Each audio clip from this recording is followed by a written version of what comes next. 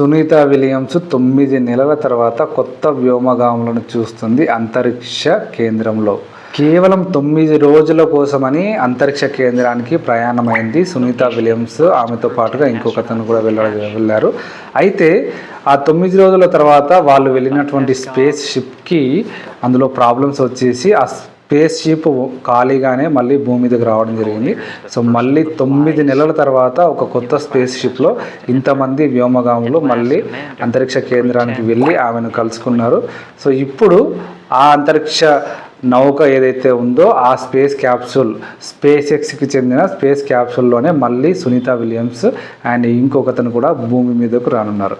ఈ సునీత విలియమ్స్ అనేట ఆమె మన ఇండియాకు చెందిన ఇండియా సంతతికి చెందిన ఆమె.